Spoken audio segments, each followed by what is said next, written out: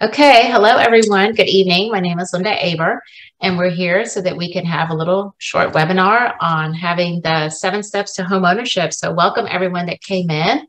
I'd like to introduce who's going to be with me here tonight. It'll be Zofia Lombardi, who's my business partner. Hello. And my favorite lender, Jennifer Hernandez with Legacy Mutual. She'll be here as well too. And we're just going to go through some basic steps. We'll answer some questions, and we're just going to kind of guide you through some of the simple processes that we'll go through when you're buying a home.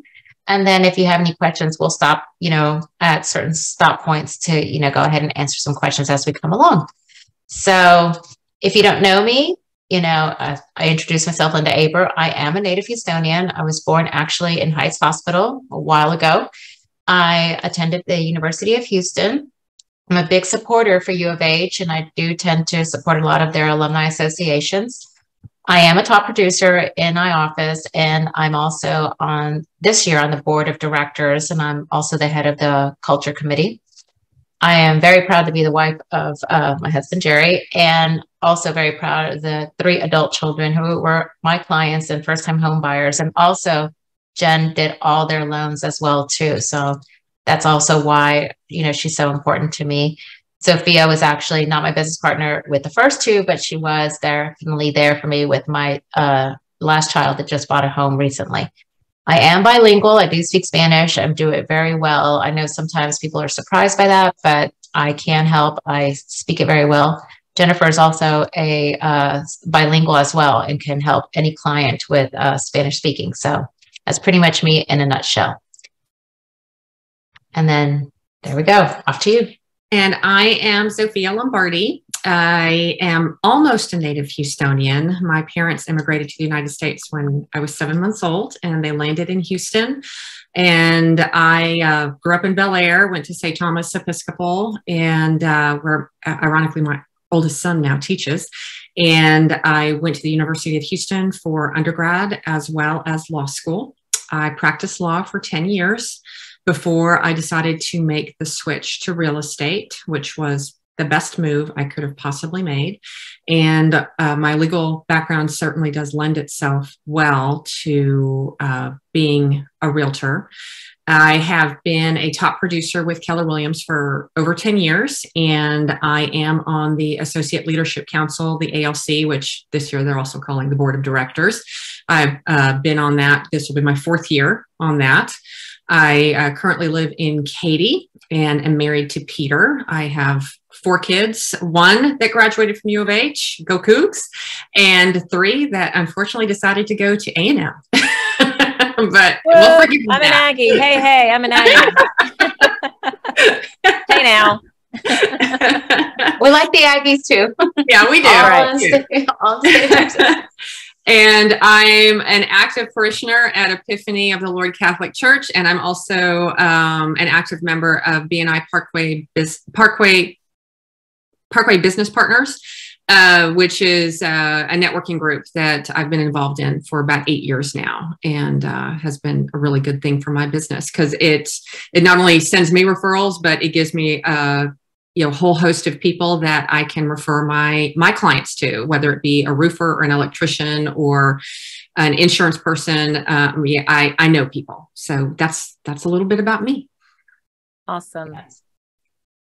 So let's start with the basic steps. When we're going to go ahead and start in buying a home, and we start developing a plan. And so we will sit down with you, when you talk to us, and we will say, okay, what is your timeline? And we want you to, the most of the interaction will be with your realtor. And I like to say that what we're doing is we're kind of your advocates for what you want. We want to make sure that we are hand-holding you the entire process so that you are, feeling comfortable with it. And I always encourage any questions that you have to please go ahead and just ask them. There's, nothing that's ridiculous or dumb or anything like that. We want to hear all your questions because there are no stupid questions ever. Yeah. Knowledge is power. Exactly. And then after we've spoken with you for a little bit, then I highly will come to you and say, let's get you approved with a, pre-approval with the lender. And I will give you a list of lenders. And it's the same when you're interviewing a realtor. I want you to interview your lenders too. It's completely fine to do that. And then we're going to go and we're going to look at homes. And one of the things that I will tell you is I will tell you to, give me zip codes and to also tell me what are your strong, your must-haves, not to get caught too much into the aesthetics, but really into what your needs are.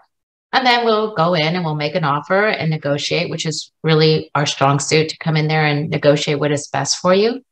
And then while this is happening on this end, then simultaneously your lender will be sitting here finalizing your financing and making sure that everything is going according to plan. And we're working side by side, to do this. And then as we get closer to knowing where we are with everything, then we just get to the end and we close on your new home. And that's kind of how we take it from A to Z there. Anything else, Zofia, that you might think that I might have missed? No, I think you covered it all.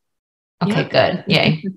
So there I you will go. say, I think it's important for everyone to know. I mean, there really is, it really is this simple. There is a lot of in between, but when you've got the right support between, the lender and the realtor, that's where we see things just go really, really smoothly. There is a lot of in between, and that's what we're here to tell you all about. So you have a good global understanding, of the process. So yeah, so here is kind of our overview on what we're going to do. We start with our research. We get to know our neighborhoods. You talk to your real estate agents, you look at your mortgage options, we go through the pre-approval. This is really where you will sit there and you will do a lot of your own research, or you can do it with us as well too. When you're looking at your neighborhoods, look what's important to you, look and see if it's going to meet the needs of everything that you're going to do. Then, reach out to your real estate agents and see, what you're going to, who you want to go. Talk to your friends, look and see, who you want to talk to.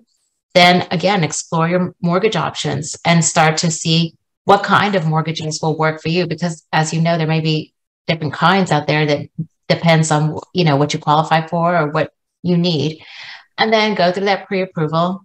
And as we're doing all this, still start strongly considering what your needs are.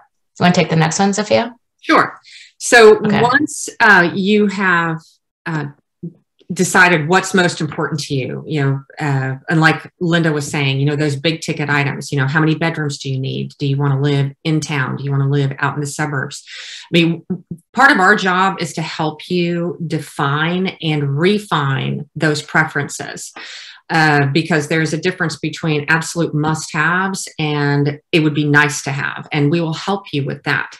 Once we have defined those preferences, then Linda and I will set up searches for you on the MLS, and we'll start sending you properties and listening to your feedback to further refine those properties that we're sending you. And when you find properties that you like, then we will set up appointments so that we can go tour them. You are also welcome, of course, to go check out open houses. We can come with you to open houses, but you're also welcome to check them out on your own. That's a really good way to kind of get a feel for a neighborhood if you're not sure if you want to be in that neighborhood. And also we do ask, if you go to an open house, let that realtor know that you are working with a realtor, that you are working with Linda and me. And that way they will know that if there's any additional information that you need, that realtor will communicate with us. Yeah. Then we get to the next part where it's like we put in that offer, and then when we're putting in the offer, one thing that we will do as your realtors, we will pull the comparables. We want to make sure that you are getting, top dollar for what what you want. I know in the last few years, we've had those crazy markets where, people are coming in over and asking, but the comparables are still important because it's part of that process when depending on the kind of financing, you may need that appraisal. So we pull those to make sure that we are, looking at reasonable numbers for you. And then we will go over that offer. We're going to draft that offer and we're going to sit there and we're going to talk and we're going to say, okay, what is it that you want to offer? What are the terms? And we will discuss that with you in great lengths to make sure that we're meeting your needs.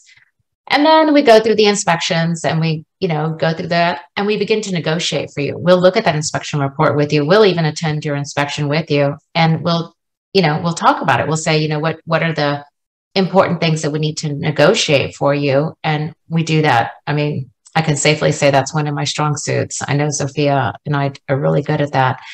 And then once we can talk to the other agent and really reach a mutual acceptance, then we can sit there and we can, come up with a plan and move forward to the home, So that's where we are with the offer. Yeah. So once the offer has been accepted and we move on to closing, there's a lot that happens between that offer being accepted and closing. And that's where really your lender starts doing all that work to get your financing lined up. In the meantime, we're coordinating getting earnest money delivered, option fee delivered. Linda already mentioned inspections. We will negotiate any repairs. And then title company, that is, they start doing the title search. They're working with the lender to, get everything set up so that everything goes smoothly and we get to the closing table, and then we get those magic words, clear to close, or CTC, comes through to our text message or through our email, and we know that we are ready to close. So let's go a little bit for starting to develop that plan for you. One of the things that I find very important is to find your potential timeline, which is on our next slide. We start to figure out what it is buying versus renting. A lot of the times with the first-time home buyers, if you're already leasing a place, we find out, when is your lease up? When is your apartment lease up? And we work that timeline to make sure that it works so that you're not overlapping. At least I know that that's something that's real important to first-time home buyers, that we sit there and we're like, okay, so if your lease is ending like in April, then we know that we need to start looking in February, because we know that, there's going to be a little bit of looking. And again, I do encourage you ahead of time to go to open houses so that you can get an idea of what you're going to like already in advance. And so, we define that timeline and we work to make sure that all your financials are in place to work with that timeline. If you're going to need a little bit longer, then we discuss that as well too, and say, okay, we're looking 6 months from now. Then I put the guidelines of what you need to be working on in those few months. And I do check in with you to make sure that we are, hitting those marks as we need to hit them. And then we discuss later the types of homes that you're going to be looking at, because there's several types of homes out there that are very different. We're looking from, single family to condos to townhomes. And because they all have different, requirements, from either your lending, there's HOAs, then we discuss what it is exactly that meets those needs. I know that a condo, some people don't like condos, but other people really like them because they cover a lot of things. And if you're looking for low maintenance, that just may, that may work for you. So we do some, we question, we talk about what some of the things that you need to consider. We talk about, we talk about like your distance from work. We want to make sure that, you are finding the home that is going to meet that. And it may not be a thing right now, with COVID, it may have been one of those things that just doesn't require anything anymore. And then we talk about, how long do you think you're going to be in this home? I always say, this is not your forever home. This is the stepping stone to your next home. But remember that you're putting in equity into this, and that it's okay, if this is going to be a home for, 2 years, 5 years, 10 years, how long do you see yourself in this home? And we discuss that a lot. And today, with working from home, I also discuss what your space looks like to you. Are you looking for more work at home? Are you looking for, do you need space for your dogs? We talk about all of this. So you need to work with this. And we discuss that as we're looking for homes. And then I talk about your neighborhood. What do you want from your neighborhood? The beauty of Houston is that depending on what you want, you can meet those needs. I mean, if you're looking for horses, we can go far west. If we're looking for an area where you want to be more near the arts, well, then we can look at Midtown. There's so many ways that we can work with the city of Houston. And we ask you what features are important to you so that we can, find the area that may work with that. I also ask, do you want to live where you play? That is, believe it or not, one of those things that is very important to people. They do want to live where they play. I've had a client that said, I want to live near this one bar. And we found a home near that one bar because he said he was there so often. And that's exactly where and he's happy as can be. And we talk about school districts, you know, even if you don't have any children, the school districts do play a matter in the home because it's part of your resale value. If you're, and again, it also makes a difference on price. In Spring Branch, you know, you cross over one little area, you're talking Spring Branch versus HISD, and that makes a difference on the price of the home. So, you know, school districts does play heavy into the purchasing of a home. So these are all the questions that I ask you to consider when we're looking. So any questions so far on what I've discussed? Silence. I guess we answered all their questions, Linda. Y'all can chat them if you want. I'm watching the chat, or okay, you can just unmute yourself, whatever you want to do. So I'm going to let Zofia take step 2. Okay. So what's our next? We do this a lot. We play against each other, and we we work really well talking to each other. The next one is. Oh, we have a question. Hold on a second. Oh yeah, perfect. Can you explain the importance of equity a little further? Okay. So when you own a home, you know, you're building equity into your home. You know, it depends on how much you put on the home. You know, if you put 20%, that is your home. So like in an example, like $100,000 home, this is a home now that you've built this equity. You have it now. It's part of you, so that when you resell your home, that's money, you know, as you're paying it, like 5 years from now, the home will appreciate. You've put your money towards it. So when you choose to resell, now you have money into your home that when you sell, you can, you know, it's your investment, and you can now turn that money roll it towards your next home purchase. Does that explain it? I try to keep things a little simple. Linda, do you mind if I kind of go from an appreciation standpoint? Yeah. So, you know, let's pretend that you buy a house for 400,000 and you buy it for 400. You can put as little as a first-time buyer, 3% down. You don't have to do the 20 that Linda mentioned. Some people decide to do that much. Some people just want to do the minimum. You can do 3% more. Let's just say you do, because I can do that easy math at this time of night, 5% down, okay, which is $20,000. So that's your initial investment. But as you go through time in Houston, average appreciation or increase in value is anywhere from 3 to 5%. Just don't think about all that obnoxious numbers from 2021. That wasn't normal. It was kind of a one-time thing, but things are leveling out. Things are just normally going at a pace. So 3 to 5%. So let's say you buy the house at 400,000. Next year, it's probably going to be worth 5% more than that, which is an extra 20,000. So now it's worth 420. And then the year after that, it would go up another 5%. Now it's at 441. So the third year, let's say it goes up another 5% in value. And that's just the dynamics of the market, people buying and selling, and the value trickling up. So in the third year, your value is essentially 463. If we keep it with the 5%. So that's what appreciation means. And so you're building equity because you started with a $380,000 loan with just a $20,000 investment. It was a $400,000 house. You put $20,000 down. So your loan was $380,000. So now that money that's accumulated, and let's say that you go to sell, let's say in 3 years, you need to sell, you job transfer or whatever it is. And the house is now worth 460. It's just easier math, right? So 460, essentially that 60,000 that it's appreciated in the last 3 years. And let's say you sell it for 460, you're going to get all that difference between your loan and what you sell it for. Now there'll be costs in there to sell it and, you know, realtor fees when you sell it. But let's just say right now that, just to give you the concept that's that. Does that help explain it as well? I hope it does. Yes, it does. Thank you. Okay, cool. Okay.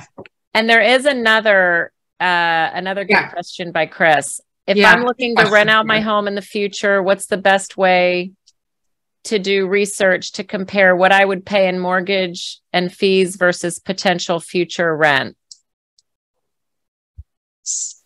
So you're asking for like how much the potential rent would be? I'm trying to understand the question. So we would do that. So a realtor would sit there and pull the comparables in your area to find out, what homes are renting for, what's been the last 6 months, and we would give you that. And that would be based on now. I mean, we can try to extrapolate into the future, but we're limited. I mean, we can't look into a crystal ball, but we can definitely tell you what's going on right now in the market. And then, hopefully. And one of the things that I saw as a trend, sorry for interrupting you, Sophia. Yeah. One of the things I saw as a trend in rentals, people are asking for long-term rentals, like 2 years, and they're writing it into the contract that they will charge a certain rate for the first year, and it'll go up 5% in the second year, but it's still locked in for 2 years because they are anticipating how rent is going up. So there's, you can also go ahead and put that into your lease if you're trying to go for a long term, but people like renting for longer periods of time where it keeps their rent, because apartments tend to really truly raise up your rent a lot. So so it kind of works out better that way. Fix it in. Yeah. Fix it in. And then I signed it. Oh, sorry. Well, and from the mortgage perspective, you would just calculate what the mortgage PITI is. That's where you could get, you could get information from us. We could build you a spreadsheet. You can play with what the payments are at different levels, and then use that and combine that with the market data that Linda would get you and be like, okay, this would be my monthly payment. This would be my rent. Does it offset? Does it offset? Does it not? Am I going more for the appreciation? I mean, sometimes rent doesn't always, sometimes it's break even, but you're banking on the future appreciation in an area. Mm-hmm. And that's worth something as well. Correct. So you just have to look at all those market dynamics, and you can look at trend, Linda can pull trends of what appreciation has been over time in a certain area and the trend of how those things are appreciating. And, more than just payment and, okay, am I getting rent over the payment? What's that appreciation going to be over time? That's, maybe it's an area that's appreciating more than 5%. It's over time, it's been appreciating 10 or 12%. I mean, there are areas like that, especially in the lower price ranges. Yeah. Because when you look at historical averages, the appreciation is normally between 3 to 5% per year. Mm-hmm. That's just historical. Yeah. But last year we had appreciation of over 20% in Katy. Mm-hmm. There are some areas. I mean, there are some areas that just pockets, depending on where you're looking, Chris, that are appreciating faster. Yeah. The average for the city is 3 to 5%, but then there's other areas that are higher. So you would just have to take all those dynamics into consideration.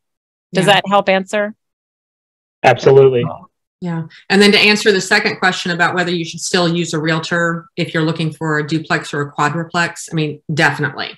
You never want to go into these transactions without representation. And remember, it's the seller that's paying the commission. So you're getting the benefit of having an advocate, and it doesn't even cost you anything, but it could cost you a lot if you don't have that advocate. So you definitely want to have somebody.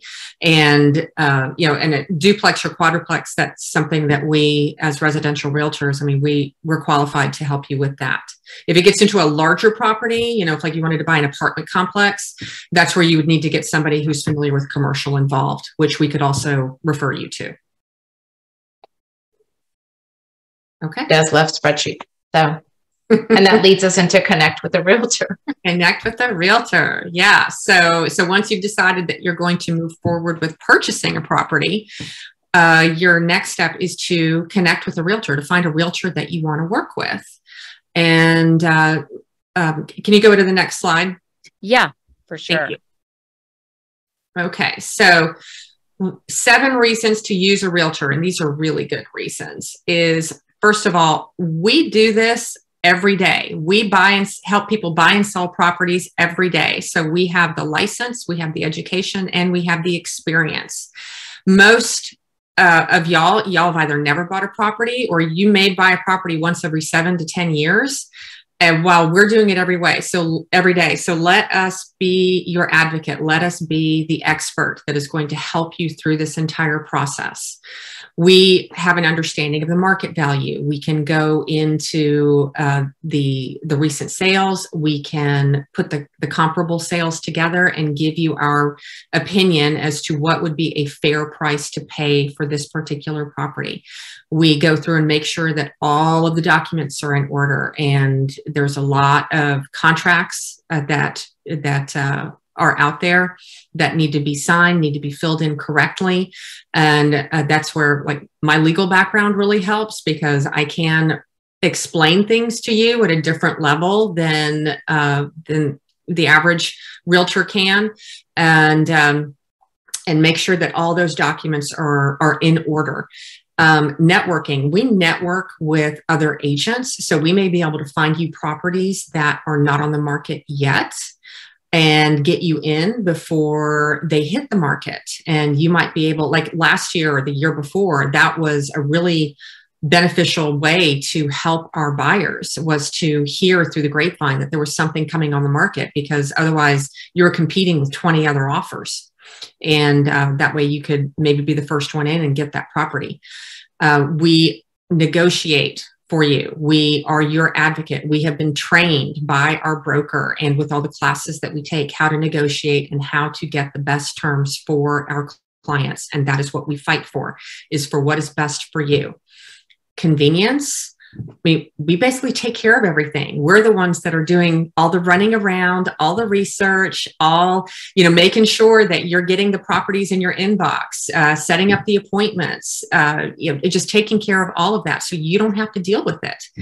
And bottom line, again, we make sure that you are getting the best price for the property that you are purchasing. And remember that the seller pays the fee. So you are getting the benefit of having an advocate in your corner, and it doesn't cost you anything.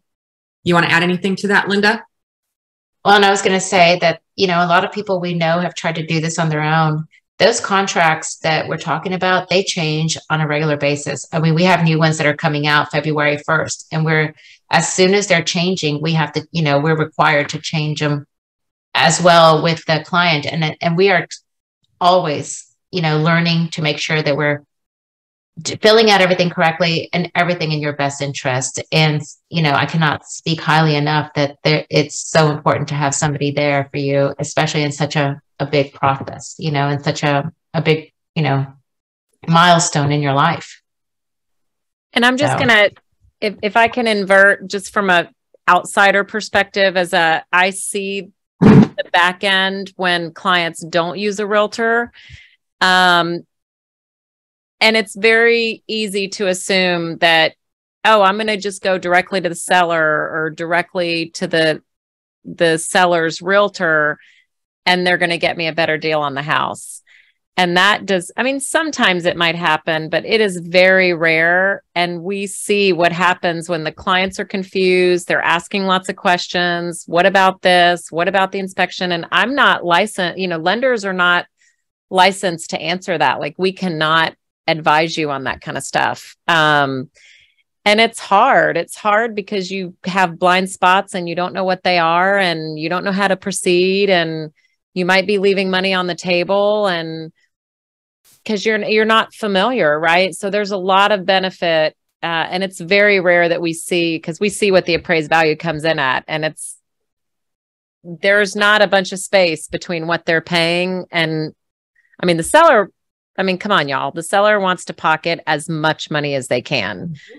They're not going to just go handing out freebies. They're looking out for themselves. And so you don't have anyone in your best interest. So, and in the state of Texas, because I've said this so many times to buyers, in the state of Texas, until you hire us and sign the paperwork to hire us, we are legally bound to represent the seller, Yeah. And so those are the laws of agency. Yeah. Right. Not laws, rules of agency. So there's, right. if there isn't a written contract between you and your realtor, there's an assumption that we represent the seller.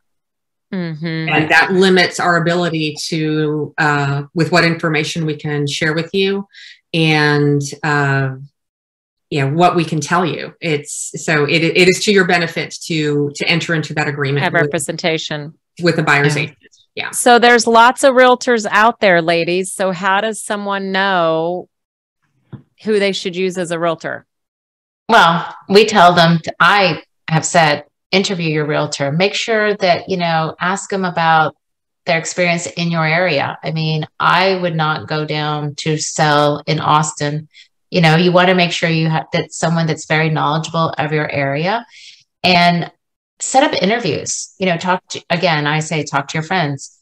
Go and ask, who did you work with? Who met your needs? Who was good for you? And I talk to them, ask them all the questions. It's okay. You're interviewing someone that is going to be there for you. So it's okay to ask some hard questions and ask them about their experience. And they should be able to tell you exactly everything. I mean, if they're not answering all your questions, then they're not answering questions about themselves. And how are they going to be later about answering questions about a home? So I always say interview, you'll know right away whether it works or doesn't work for you. And then identify the availability, see how they're working with you, do your schedules align? Do the needs that you both need are going to work? Do they text as much as you text? Do they communicate? Do they pick up the phone? That is very important, that your ways of working together do align. And then I'm real big on this. I will say, go read about me, go Google me, go read the reviews on me, because I have asked all my clients to give a review, and I tell them, I was like, look, whatever you think of me, however it was to work with me, I want you to put it out there so that way, the same way I told you to Google me, someone else can go and look and see what it was like to work with me. And make sure that the person that you're going to work with is big on communication with you. Because if your realtor, this is an actual true story. We had a client say their realtor we were representing the seller, and the buyer said their realtor wasn't talking to them, was not communicating anything with them. And he heard more from the title company than he did from his own realtor. His realtor found it very transactional. That is not what you want when you're looking for a realtor. You want someone who's going to sit there and actually, go through it with you. I will say that I know we do this on a day-to-day basis, but every time I'm doing this with someone, I consistently am reminding myself that this is your first time or this is your transaction. And I'm not going to say, oh, I do this all the time. I'm going to be like, okay, I'm going to treat it just as first as it is, to make sure that you feel just as comfortable. Anything else, Sophia, that I'm forgetting? I think I covered all. Shall I talk about Google reviews? Oh, let's talk about Google. Google me. Google her. Don't Google me. You don't have any Googles? So apparently Google. Even though I have asked so many clients to leave me Google reviews, for some reason they don't show up. And Google has told me, yeah, it's a known problem. Sorry. So if you want to see my reviews, go to har.com. Don't Google. It's true. They're there and she can see them, but the public cannot see them. And we have given up asking to. And I did find out recently from another realtor that when she changed her address, because we've moved recently, and when she changed it, Google removed her profile or suspended it for a bit. So I'm like even hesitant to even change my address because I like my Google reviews and I'm very proud of them. So I'm like, I'm just gonna not touch it. So I don't want to get, removed somehow. So any questions on how to choose a realtor from anyone? Though I have to say, I think everyone that's on here pretty much knows what I'm like. So ask for referrals. I mean, Linda and I, we both have built our business off of referrals. 90% of our business comes from referrals. So and we do give referral fees. Okay. Right. Yeah, we do. So awesome. No questions? All right. So I'm going to now seriously introduce like the best lender. I personally love her to death because she has truly taken care of my babies. And if anybody knows me, they know how important my children are to me. And she helped all three of my kids buy their home and made it absolutely wonderful. So Christopher raised his hand. Chris, do you have a question? I do. Linda and Zofia, I have a question in terms of how specific someone who's searching for houses can get with you both. What does that look like? I mean, if I kind of sit here and say, hey, I want a very specific, no shared driveways, rooftop deck, minimum bedroom of X, Y, and Z space, like, is that unreasonable for a potential client, or how does that work? No, it's not unreasonable. No, yeah. Go ahead. You go ahead. Okay. So it's not unreasonable. But the problem is that the problem is with other realtors, because we are limited with our searches based on the information that the listing agent has put into the MLS. So what I do with my clients is I will set up a very specific search with as many of those search criteria as I possibly can, but that may eliminate a lot of properties that do in fact meet your requirements, but because the other agent didn't put that stuff in there, they're not going to show up. So I'll do one very specific search, but then I'll do another more general search so that I can sift through that, or we can sift through that and see if we can find some houses that just didn't have the proper search terms put in. Does that make sense? Absolutely does. I have a follow-up question for those of us who aren't as familiar with the house purchasing process. What does scheduling look like? I work, multiple hours a day. How does that work with your schedules in terms of viewing houses? What does that all look like from working with a realtor? So we can schedule, we talk about that when you're interviewing. I ask a lot, what does your schedule look like? How available are you to look at homes? And this year I partnered with Zofia officially because we wanted to make sure that if, we want to make sure you had that availability. And sometimes, we tag team. One of us may show up, the other one may show up, and we can go in different directions, but we're pretty flexible. The one thing that I've had to explain to some clients is that these homes are on Supras, and the Supra boxes, they only open from 8 a.m. to 8 p.m. I can't go look at homes after 8 o'clock if these boxes are limiting us. And you have to understand that those parameters are put in place for safety, because sometimes people live in these homes and they don't want somebody showing up after 8 o'clock in their home. So that's why they're like that. But I have had clients that want to go at 9, 10 o'clock at night to look at homes. And I say, I'm so sorry, I cannot do that, and I fall back to that we just can't do it, for that reason. If we can, we will do our best to work within your schedule. I mean, that is what we do. We will work with it, what we can. Does that answer the question? Yes. Good question. Yeah, it's a very good question. So any others before we get on to the approval process? Okay. All right. So this is my favorite part. It's so fun for me, the financing. So I'm Jennifer Hernandez. I'm an Aggie, class of 94. I've almost since I graduated, I've been in the business since 95. So I'm dating myself, but I've been in the industry a long time, 27 years at this time. I'm 100% referral. So I'm super proud of that. And I'm just so honored that Linda has entrusted me with her children. I've worked with Zofia. I mean, realtors are the bread and butter of everything I do, and then past clients as well. So about 60% realtor, 40% client. So, just used to high attention to detail because everything has to be perfect. We want you to be happy when you get those keys, and happy homeowners. I have a team behind me. They help me behind the scenes, and we just want to make it fun and streamlined and a really great positive process.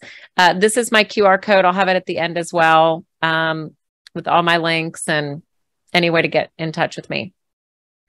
I do want to point you to my YouTube channel. So about 3 years ago, I started a YouTube channel because I wanted clients to get real facts, no BS. There's a lot of, you search online and there's 10 to 15 pages of stuff that comes up, and the first 2 pages are advertisements and nobody really knows what to click.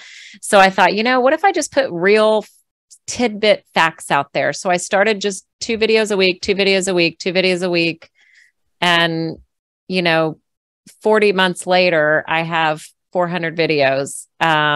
So I've got a lot of information that you could just at your own pace digest some of the ins and outs of questions you might have about the process. So all my handles are Loan with Jen. So feel free to cruise around there. I do also have a podcast, Loan with Jen, as well. So if you like to listen to stuff instead of doing YouTube, you can podcast us as well. Okay, so here are pre-approval. Here's some facts about pre-approving that might just bust some myths that you may have heard or think about the pre-approval process. There is not a cost. The only thing that it'll cost you is your time. So time in gathering documents, time talking to the lender. If you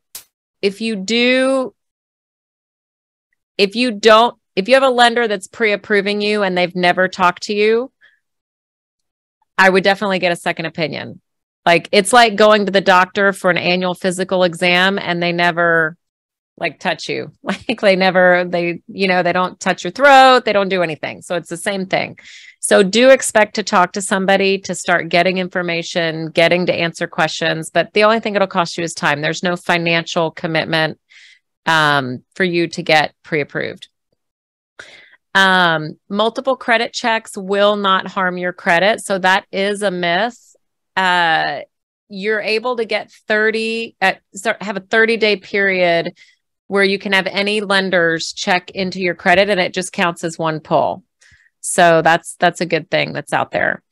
Applying with a lender does not bind you to a lender. So up until even once you're under contract, I mean, it's not advisable that you change lenders, but if you chose a lender and you're like, God, this is just not going well, I need a second opinion and I'm not getting answers. And, sometimes people change midstream. They're supposed to close in a few weeks, and for whatever reason, they feel like they need to do what's best for them. So you can change lenders at any time. So doing an application does not bind you to that lender, just so that's important to know. By being pre-approved, you will be more prepared. You are not allowed, well, not that you're not allowed, but there's not a seller that's going to take your offer seriously if you don't have proof that you've spoken to a lender. So that letter that you're going to get, because when you're pre-approved, the lender is going to give you documentation. They're going to give you a letter. And that letter it's almost like it's a little credit card with a super high limit on it, right? You're showing that your realtor is showing it when they make the offer that you've been checked out and you're okay to purchase up to this amount that'll be on the letter. Okay. So the terms are all be on there and all that good stuff. And you get more by pre-approving, you get more clarity on what you can buy, what your purchasing power is, what it's not, what your payments are going to be with current rates and terms. And so expect that the lender gives you all of that information. So if they just say, oh, hey, here's a letter and there's not much explaining, then that's definitely a sign that you should get a second opinion for sure. The validity of the letter is really 90 days. Credit and documents expire after a certain amount of time. So after 90 days, you will need to, to freshen up the letter with the lender. Like with us, for example, we want to have a conversation with you, make sure nothing's changed. Usually we'll have you send us an updated pay stub just to make sure, year-to-date earnings everything looks fine. We may or may not have to repull the credit. It kind of depends on the status of what your credit was when we first did it.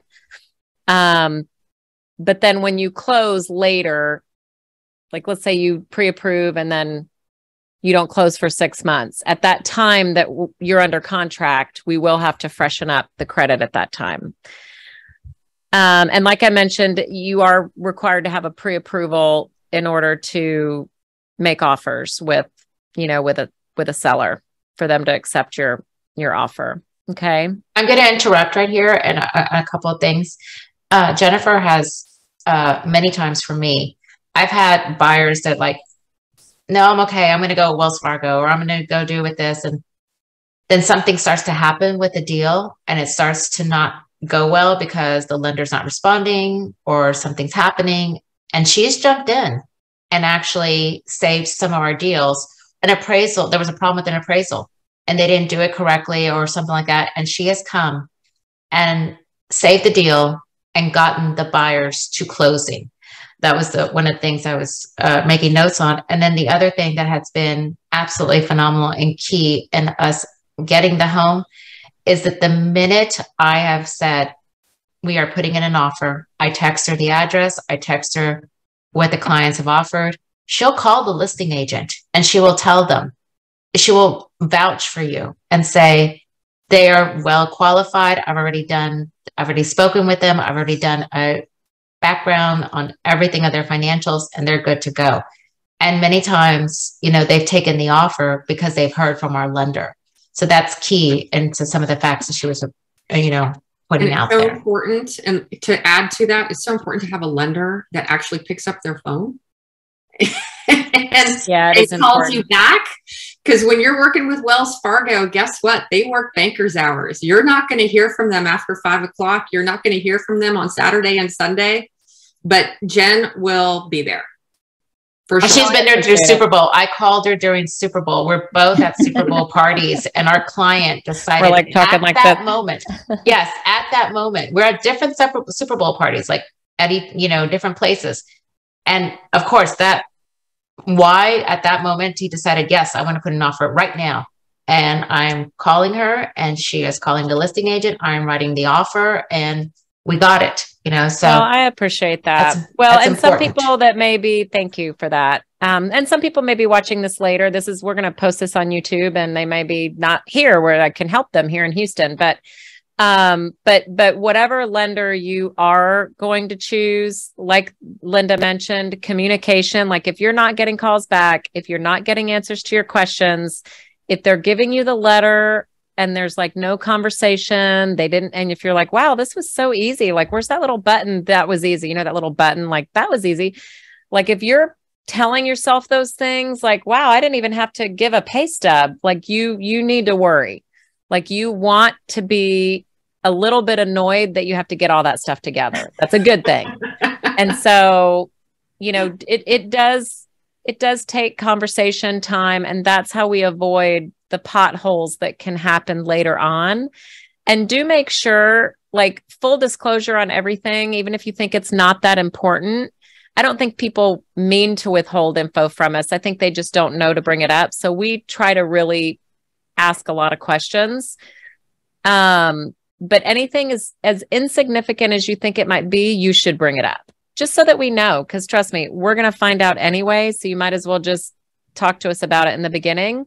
Because we're going to see everything anyway. We see your bank accounts. We see where you Venmo. We see, not like we sit there and read it all day, but we're just looking for, do they have any payments that aren't on their credit report? And, we look at the bank statements to see if you have any. Not everybody reports to the credit bureaus. So we're looking for recurring payments that you might have to credit cards or loans that we don't know about. That's why we're studying your bank account, right? So you just don't innately know that. And I want to add to that Jen is the one that's doing that. The lender's the one that's looking at your bank accounts, looking at your stuff. That's not being shared with your realtors. What's being shared with us is the terms of what you can afford and what you want to afford, because even though you may be pre-approved for a higher amount, you may have that conversation with her and say, I really don't, my payment wants to be in this range. This is what I want to buy. And that's what she'll write your letter for. It's really, those conversations are very, very different. We're having conversations about what your wants are, what we're going to do for you and helping you find, negotiate and get your home. She's going to have the financials, but those are not, we're not seeing any of that. Your realtors are not seeing any of your, bank statements, Venmo. That's all on that end with, the lender. I'm glad you brought that up, Linda. Yes, because we're under fiduciary responsibility, definitely from a privacy policy standpoint. And Linda never asked me and I would never tell her. Yeah. But she just doesn't. She's like, okay, are they approved or are they not approved? Is everything ready to go? So, yeah, that is important for you to know that anything you share with us just doesn't leave our office. I mean, it's just internal. So, important to know. So I did want to mention, credit inquiries. I use this as my graphic because I was like, oh, that's pretty telling. It's all these numbers that nobody understands. Like, that's kind of how I feel about credit sometimes.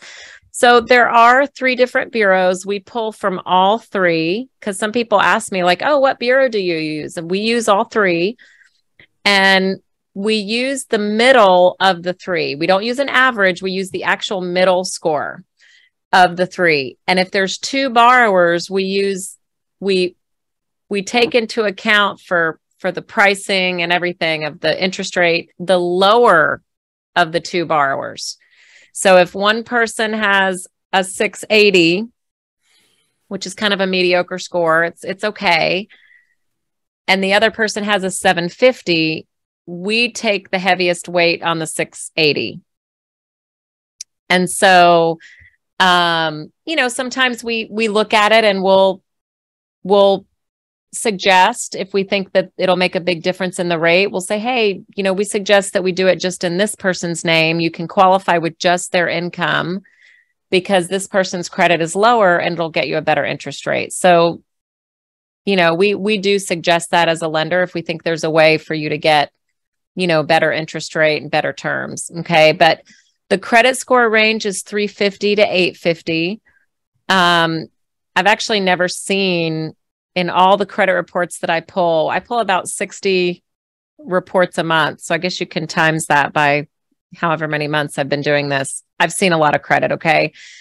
And I've never seen anything below like a 420. Because when it starts to get that low, it just says not scoreable. There's just no score. That's what happens when it's too low to even, But I do want to say there's a lot of credit scoring models out there. So this is the number one discrepancy in information that we see is clients come to us knowing or think that they know what their credit score is. And the credit score that mortgage lenders pull, mortgage lenders specifically, not any kind of lender, is different. There's over 25 formulas of credit and all lenders use the same one. That's how we can sell loans between each other, is because we're using a consistent analysis, a basis of analysis. So usually what you pull, every bank is giving you value like, oh, we'll give you your credit score. And you're like, oh yeah, let me check what it is, or you subscribe to one of those online services, and that's fine, but that's giving you just a generic view of your score. And so it's really important for you to know we see differences all the time, and there's no pattern. It depends which one of those 25 your bank is using, which one of those 25 Credit Wise or Credit Karma or whoever those people are using. So we find that the most similar score to what mortgage companies pull is myfico.com. So that's kind of what we find, or you could just have the lender pull it. But, I just wanted to point that out, that's another reason to go ahead and get pre-approved, to know where you stand and know if you need to have some homework, because I suggest pre-approving 6 months out, because then you have time and 3 or 4 credit reporting cycles. If you need to manage your debt differently, a lot of people just don't know that how you manage your credit cards is one of the quickest ways that we can get some points up.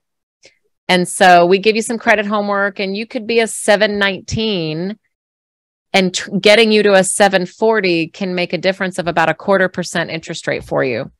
So it really does matter where your score is. And so let's check it out and just figure it out and get you some homework and see if there's some short-term, improvements that we can advise you on. So that's why I suggest, doing this as early as possible. And it doesn't cost you anything, just time, to get it done.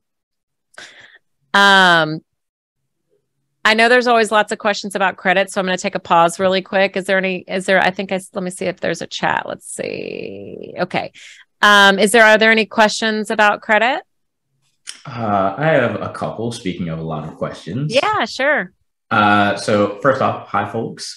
Hey. Second, I know one of the things that goes into assembling that credit report is looking at your pay stubs and your work history. And oftentimes you're looking for about 2 years of history in a particular role. How does that affect either credit score or how your total value that you can be approved for is affected if you've recently changed roles in the last year? Yeah, you give me actually a good idea for a video. Does my pay stub does my work history affect my credit score? So to answer your first question, your credit is only on the bills that you pay. So your job, even though your work is reported to the bureaus, because to apply for any kind of credit, you always have to put your employer so we can see what employers you're claiming. But your income is not there or anything anywhere. So it doesn't get reported. Like we never see that when we pull credit. We actually just see your address history. Actually, we don't see your work history on the credit at all. So it's just your address history. So answering your question about work history, we're looking for 2 years history working. It doesn't have to be with the same job. Now, the exception to the 2 years is if you've been in school. We'll show a transcript or a diploma just showing that you were studying, and that is an exception to the 2-year rule. Or if someone's been in a different country, for example, if we can verify that employment in that other country, sometimes we can, sometimes we can't, then we can use that to piece together the 2-year history. Does that make sense? Changing jobs is totally fine. We're going to use the new job salary, not the old one. Yeah. I'm happy as long as it gets a little more complicated, but if someone's part-time or they go full-time to part-time, that actually can be an issue. Or if they go to be self-employed, like start their own business or whatever, then we have to start the 2-year history all over again. But if you're just an employee, W-2, and you switch jobs, easy breezy. Very cool. Does that work? Yeah. Most certainly does. And yeah, awesome. Follow-up question, and this might just be me personally, but if you're looking at buying a second home and that is intended to be a income earning property, to what extent does the value of that home and the value of your current home, how do those mechanically work together with the terms of how much you'll be approved for? Well, that is a more complicated question, but in general, what we do is we take the payment on, it's all about just percentage debt to income. It's just your gross income. You can't exceed a certain debt threshold. Usually total debt can't exceed 45% of your gross, but on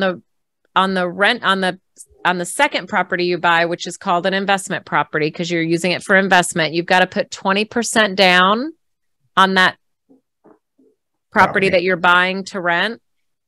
And that rental income, we can use that to offset your payment.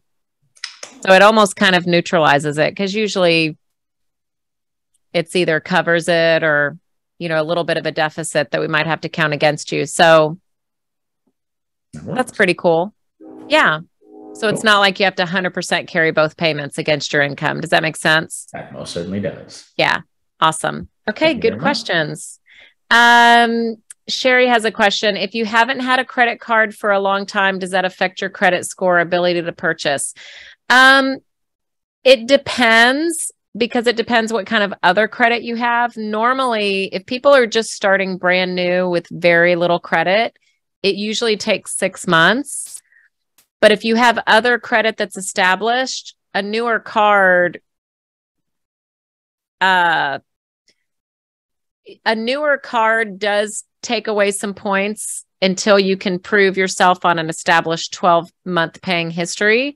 But if you have other mature credit to stand on, then your score isn't affected as much. So it really depends, Sherry, on your mix of credit and other credit before this new credit card, if that makes sense. Sort of like a phone bill or light bill, things like that. No, those things aren't reported to the credit score. In fact, lenders, that's a big trend that's going on. It's a big trend that there's a company or an app where you can, I don't know, have your rent and light and all that reports to the bureaus, like self-reported utilities. Lenders actually do not like that because it manipulates your credit, and lenders make us get that stuff taken off so we can see what your like true raw score is, because that stuff is, I don't know, they don't like us to have it on there. So most people don't really know that, the self-reported stuff. But regarding the credit card, it just depends how that new card affects your credit score. You know, if it goes down, if it stays the same, if you have other strong credit to help, you know, pull it up.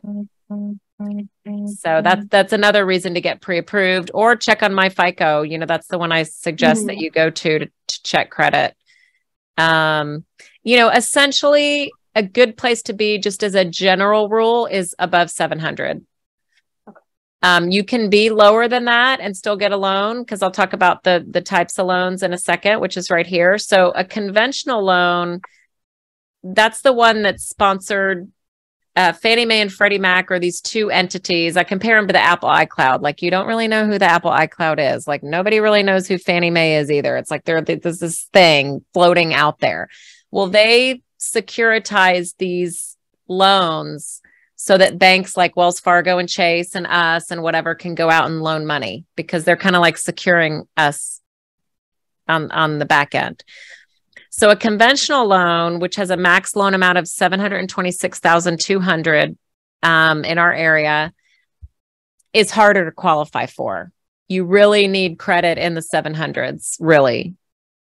With a big down payment, you can go lower than that, but really to get a decent rate and all that, 700s is the place to be. Now, you can do an FHA loan, which is a Federal Housing Administration loan, and that's a government loan. It's sponsored by the government, Federal Housing Administration, and it's designed to be more lenient. It's more flexible on people that have lower credit. You can have down to like a 580 and still get a house. You can have, where I'd mentioned to Camden, like you can't have more than 45% debt to income ratio, they go up to 55%, like super, super lenient. And some people need that extra nudge. And that's why FHA loans are out there for people that have, you know, have some tarnished credit and might have more debt. They want to help make homeownership possible. And that has a max loan amount limit of $472.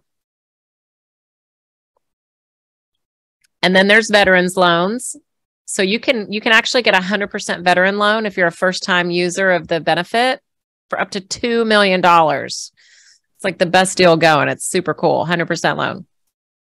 USDA, those are Department of Agriculture. That's more in the outlying areas, like outskirts of town. Like, just think the boonies. That's probably USDA approved. So that you have to be buying in a certain very remote area. You can get 100% loan. It is a little bit stricter to qualify. Like, they require a lot less debt to income ratio because you're getting 100% loan. But for some people, it's a good option and a way to put no money down. And then there's what we call jumbo loans, like large, super large loans. People that buy, $1 million houses, $2 million houses. Those are larger loans. So when the loan amount starts to go above that $726,200 amount, it's called a jumbo or non-conforming loan.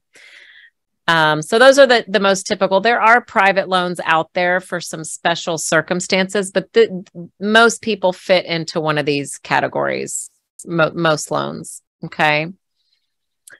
The different property types, Linda and Zofia touched upon it in the beginning. It's either a single family residence or it's a townhouse, which is you usually have a very little piece of property, like your yard is like this big, but you do own the interior and the exterior. That's a townhouse. And then there's condos, which you just own the interior walls. The outside is owned by a homeowners association. And that's where Linda talked about there could be extra fees involved because there's like a monthly maintenance fee. So if you are looking for something that's like an apartment style, like a condo, whether it's high rise or not, but you just have to really look at those monthly fees because that does start to add to your monthly payment. And that I actually need to change my slide because Christopher brought up a question. There is multifamily, which is anything 1 to 4 units or 2 to 4, let's say 2, 3, or 4 units, like a quadplex, a duplex, a triplex. Some people, it's kind of a fad right now, actually, where some people are buying property where they'll live in one of the units and they'll rent out the other 2 or 3 units. And you can get in on a FHA loan. I actually have a video about it on my channel. Just look up FHA. And with an FHA loan, you can put a 3.5% down payment on a 2, 3, or 4-plex, as long as you're living in one of them. And it's a way to get into an income producing property with little money down. It's a good deal, but there's not that many 4-plex. There's so many people that want to do this, and there's only so many 4-plexes in Houston. Like, it's just, I don't know. I don't know where they're finding these. But we have a lot of agents in our office, and we hear about it before it hits the market. So, oh, cool. Yeah. Oh, awesome. Yeah. Awesome. Most of them are kind of in town, right? Most of them are in town. They're older. A lot of them need to be renovated, but I mean, a lot of them are in up and coming neighborhoods too. Yeah. Around H, East Downtown, those areas. Mm-hmm. Yeah. And, Camden's got a good question about jumbo loans. Cool. Actually, very good question. On jumbo loans right now, the rates are even actually a little bit less than the conforming loans, the larger ones. So there's not a pattern. So in my experience, sometimes the jumbo loans are higher and sometimes they're lower. It just depends about demand and what the market, it kind of has to do with kind of Wall Street stuff that's even over my head. I'm like, just what's the rate? I don't care how the sausage is made. I just want to know how the rate is, But there's a lot of inner workings behind the scenes that the lenders want more of the larger loans. So they give a premium by lowering the rate to attract more of those loans. So I don't know. It just depends on how.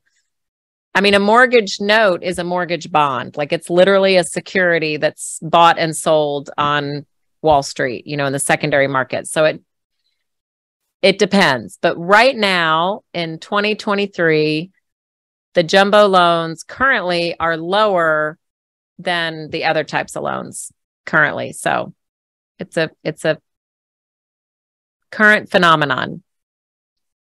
A lot of people ask me about down payment assistance. You may not know this, but down payment assistance, there are some within like subcategories of some of these that you don't have to be a first-time buyer. So the most popular ones with the state of Texas. So the federal government passes money to the states and lets the states distribute assistance.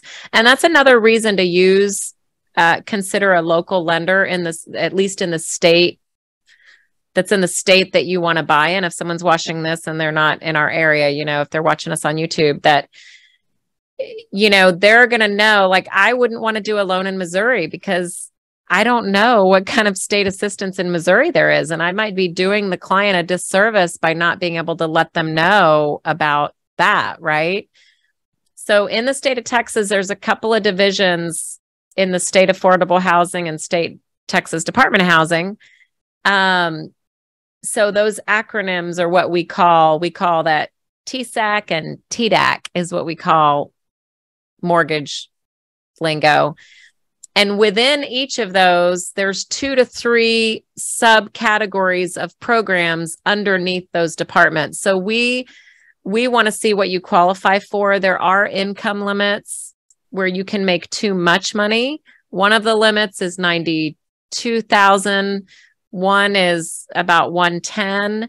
So if you start to make more than that, you're overqualified for the assistance.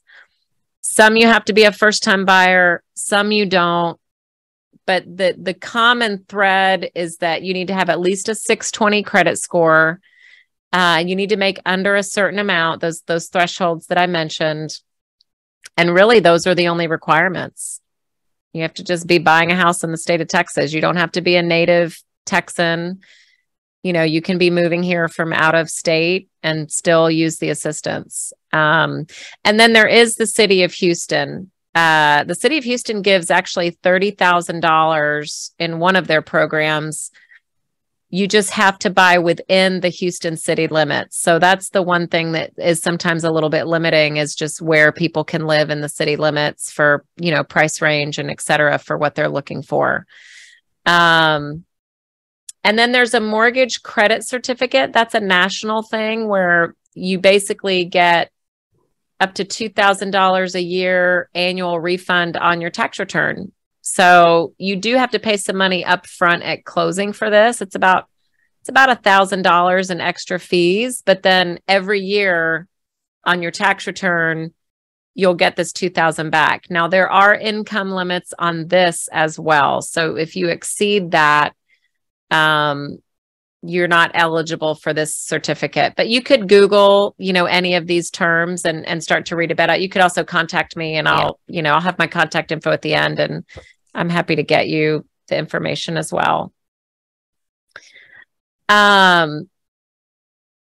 So just basically, pre-qualification versus pre-approval. When I mentioned that, like, you want someone to be asking you lots of questions, like you want to feel a little bit annoyed that, like, that's a good thing. Like, oh, these documents, and that's a good thing. Pre-qualification just means that they've checked your credit and you're breathing. Like, that's it. Like, nothing has been verified. They haven't verified employment. We haven't looked at a pay stub. We haven't looked at a bank account for large deposits or any kind of stuff. So you really definitely want to get a more thorough overview and have someone look at your documents. That is what a pre-approval is. We're actually truly pre-approving you. Like, we have our underwriter look at it and everything.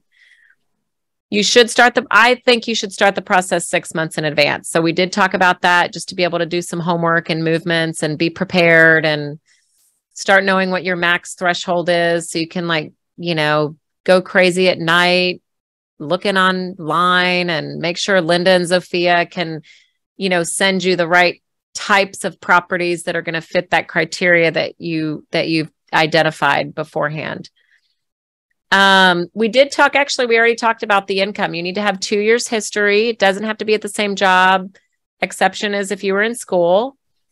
The down payment as a first-time buyer can be as little as 3%, which is amazing. You can always put down more than that, no problem. Second-time buyer, you have to put down at least 5% down. Credit, we talked about that already. 700s is the most ideal, but there are programs that, remember, had some of those loan limit. If you really have credit in the 600s and you're putting a low down payment, we're likely going FHA, and that's a max loan of 472. So if you needed to have a loan higher than that, we would need to really do a simulation and help you, give you some pointers to help get your credit up into that 700 plus range.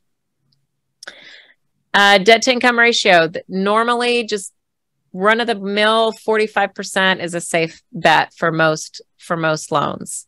So if my gross income is $10,000 a month, my max total debt between house payment, cars, credit cards, and everything monthly is 45%, which is $4,500. So if I have a big, huge honking car payment, that's going to dig into what I can afford as a house. And we see that. We see people that make not very much money and they have $800 car payments. I mean, there's no judgment over here. I'm just saying that, like, if you really want the house, trade in your car and, like, drive a Jetta. Like, that's what I'm like, y'all need to go to CarMax and you need to trade that in. They're like, we really want the house. I'm like, okay, I'm giving you some options here. Like, you got to trade it in and get a lower payment. So sometimes, even though you can qualify for $4,500, it doesn't mean that all that can be the house payment, because you've got a car and you've got, you know, possibly a student loan and you've got all these things. Okay. All these other things. So, you know, maintain your credit and your debt. I know I've been going a really long time and you're probably just glazed over by now, but these are just some tips. We're going to send you, I'll send y'all these slides. Those of you that attended, that's just a bonus for y'all that I'll send you a Google link with, the slides. And just here's some things about credit. You know, you want to keep credit cards at 30% of your limit. You want to have at least like less than 15% of your total disposable, you know, income allocated to monthly payments. That's just kind of these are just some good things to know, but we'll send this to you and you guys can read over it. And I've got videos about it too. So I'll send you some of those. You know, taking the first step, a lot of people just hesitate. They know they need to call the lender. They're like, I don't know. And it's really not this big, scary process if you talk to the right people. So definitely get recommendations from your realtor, from friends, from people that have like, hey, who did you use when you bought your house? You know, from colleagues, and try to get some trusted recommendations. It doesn't mean that you're not going to talk to an online lender, but it at least gives you a great starting point. And just, you know, be prepared for basic documentation. I do have a QR code here that I have a download of a free documentation checklist that you can download just to be prepared when the time comes. So feel free to scan that, and get some info there. And then you're ready to start looking at houses with Linda and Zofia. So that's it. I know I've talked a long time. So any questions? Y'all had some great questions so far. No questions? Okay, cool. Well, I'll send y'all some good videos when I send the email to y'all. After this, we'll send some good starter videos to get you to my channel to start consuming some info. So, and then if you want to get a discovery call with me, just a 10-15 minute call to just talk, you know, I like to hear about your situation and give you some pointers. Another QR code, feel free to scan it. It takes you right to my calendar and you just schedule for whenever you want. So feel free. Okay, so now you've got the loan and I've said, hey, this is your max. And that is when you contact your realtor and say, I have this letter. And so there you go. And we're ready. Then you're ready. You want to do this one? You want me to do it? I can do it. All right. So once we start looking for a house, look, Jen put this slide together about home search etiquette, which I love. So first of all, communicate with us. Tell us what your expectations are as far as timeline and your availability. Because if we know when you're available and how quickly you want to be in a house, then we can plan better on our end as well. You know, time frame. Don't call us and say, hey, I'm out in front of the house and I want to see it right now. Don't do that. Please. Please don't do that. Most homes, especially when they're occupied, have a minimum of a 1 hour notice. And also Linda and I, you know, we're busy realtors. We do have more than one client. So we've got to schedule things too. So, you know, send us the properties that you want to see and preferably like the day before, maybe even 2 days before. And that gives us time to get everything scheduled and you know, find out if the house is even available. Not 20 in one day either. Yeah, not 20 in one day. We want to limit it to like 6, maybe 7 in one day. I made the mistake once. I did a bunch in one day and I was exhausted. It's exhausting and all the houses start looking the same and you don't remember what they are. We don't even remember what they look like anymore. So, you know, 6, 7 houses max. You know, wish list of your perfect home. We talked about that a little bit earlier, you know, what your must-haves are, what would be nice to have, but you focus on those must-haves. So, and based on the needs, you communicate to us, or we will be sending you homes based on those criteria. feedback. We need feedback. If we have completely misunderstood what you want and you're wondering, why are we sending you these houses? Pick up the phone and call us, send us an email, shoot us a text. Or maybe you realize, hey, I thought I wanted to live in a townhouse, but I really don't. I want to be in a single family now because I realized I really need a yard, or I need this or that. You need to keep those lines of communication open. So once you do send us these properties, we will then take care of qualifying the property, making sure it's still available, seeing if maybe there's multiple offers on it already, and then we can get the appointment set up. Let's see, what is this next one? Oh, so we're going to ask you to set up your app so that you can, so this would be like the har.com app. Go ahead and set it up on your phone so that you can easily search for, schools, distance, driving distance, all that. I mean, it will all be available at your fingertips. If you visit an open house, great, go see the open house, but be sure to let the agent know that you do have a realtor. And that way, one, they'll leave you alone when you walk through the house. And also, if you have any questions, that realtor will know that, we need to talk, and we will gather all that information for you. And remember, and don't let them convince you that you have to go with them because they're the ones showing you the home that day. I've heard that one before, where they're like, well, you have to work with me because I represent the home. That is not true. That's not true. No. That's not true. You have hired us. That's why we're there to help. Yes. And remember that whoever you decide to work with, and hopefully it'll be us, we work as your advocate. We are in, we are in your corner, and we will do everything we need to do to protect your interests, to make sure you get the best deal. And we get paid at the closing table. We work on commission. So that's our final goal. But at the end of the day, is it the most important thing to me and Linda? No, the most important thing is taking care of our clients. And we're not pushy. We are not going to try and get you to spend more than you are comfortable with, or to make an offer on a house that you don't feel comfortable with. We are going to treat you like we would our own kids. And that is really important to us. And if you decide at the end of the day, hey, you know what, I'm not ready to buy a house, we're okay with that. We are tough when it comes to negotiating, though. That's when we really we mama bear into it. We totally mama bear. Yep. They're good at mama bear. Yeah. Are we ready for the next slide? No. Well, I was going to say, any questions on that? Yeah, I think the next slide is questions. Any questions on looking at homes? We're good.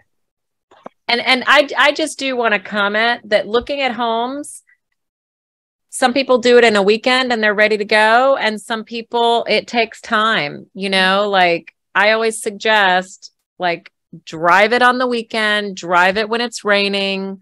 That's another reason to get pre-approved 6 months out. So you're like, okay, I know that this price range is where I need to land, and you can start, looking around and driving neighborhoods. Is this going to work for me? Is this going to be, commutable to work or commutable to where you play, like Linda mentioned, et cetera.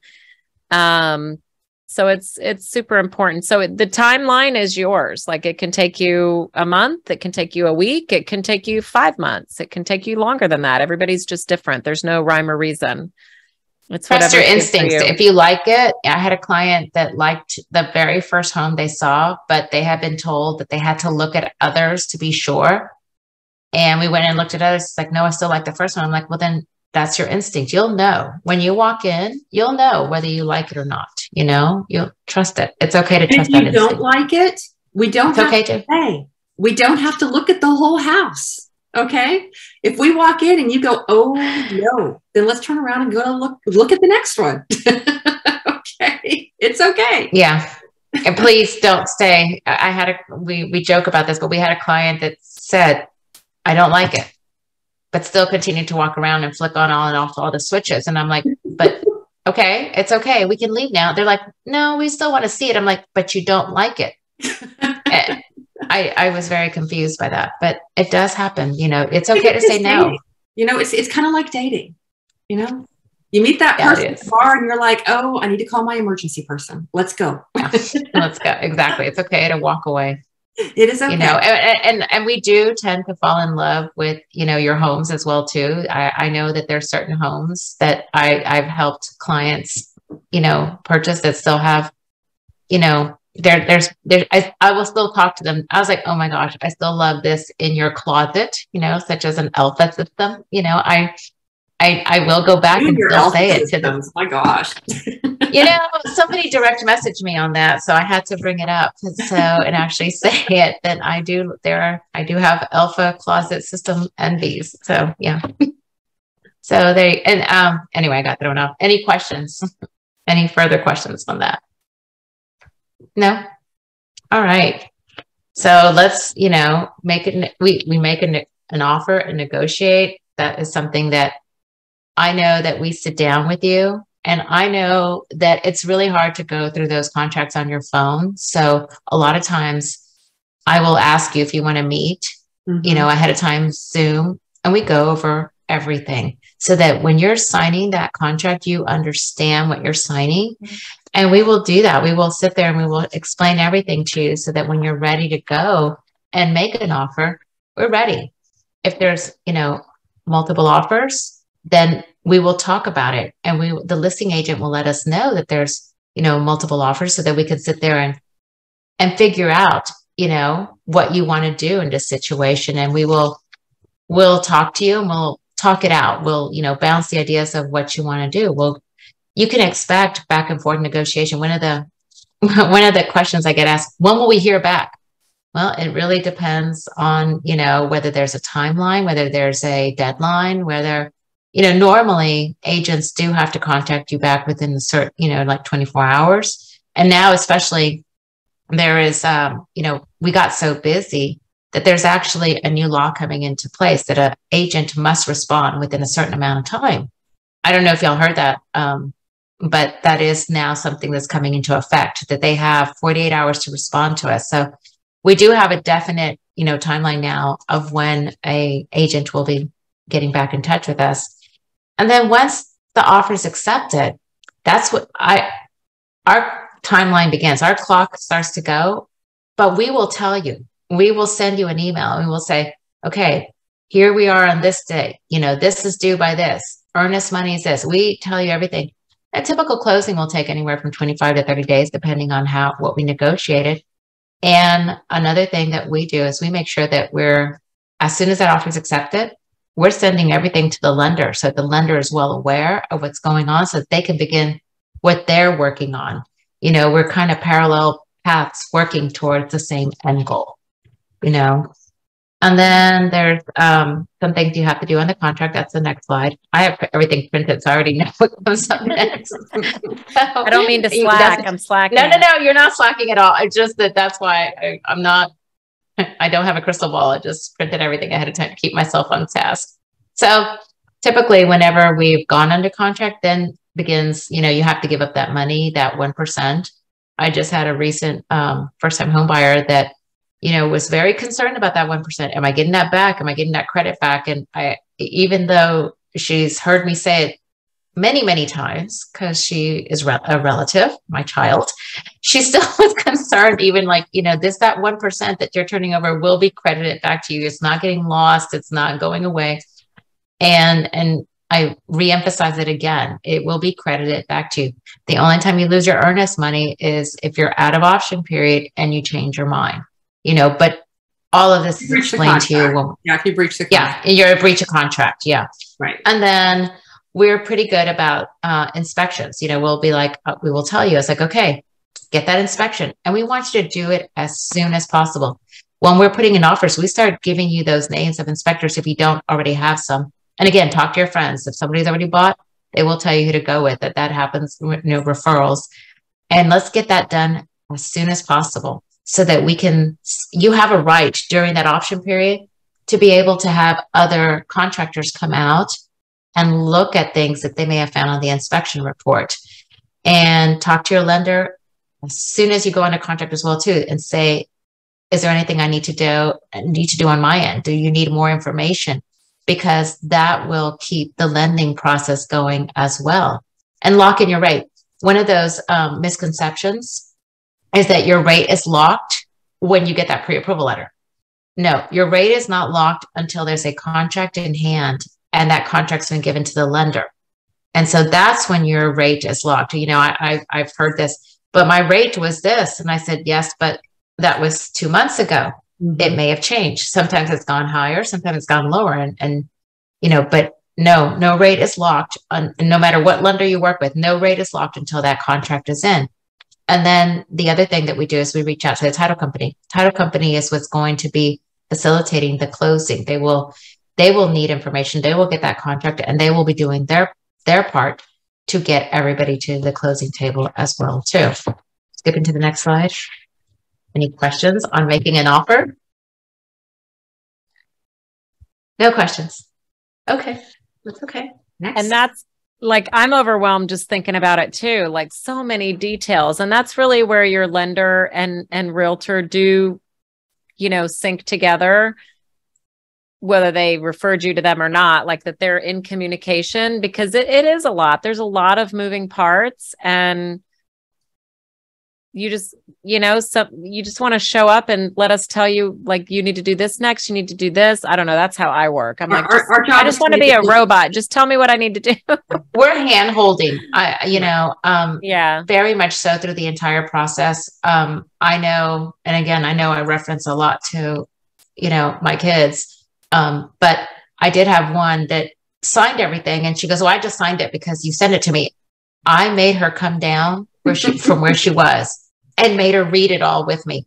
She was so annoyed, but it was the fact. She was like, but I trust you. And I'm like, no, you are going to understand what you signed. And I will do, we do that. No, yes. We want you to understand. We want you to understand every aspect, what your rights are, what you have a right to do. You have a right to do so many things. And we want to make sure that you understand where everything is going. And again, that mama bear in us, this is why I work so well with these ladies, because they have the same philosophy. We are going to handhold you. I say that every time I recommend either one of them. I'm like, they will handhold you. They will talk to you. They will answer every question. They will communicate. And that is so key in such a big step in your life, you know?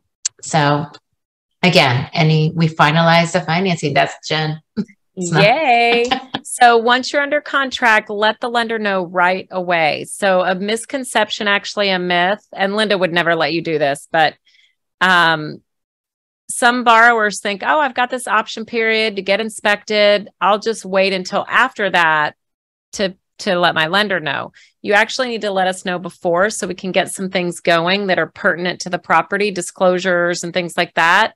And then if you back out because of the inspections or for any reason, don't worry. We'll just spark it new on the new one, not wasted time. So just make sure to be in contact with your lender right away when you get under contract. It's super important.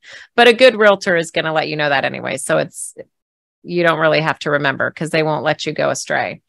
You know, you are going to get, like Linda mentioned, the interest rate is not locked until you're under contract. So once you're under contract, you want to talk to the lender as soon as possible and say, hey, I'm under contract. I want to get kind of what current rates are, et cetera. So they're going to give you what's called the loan estimate.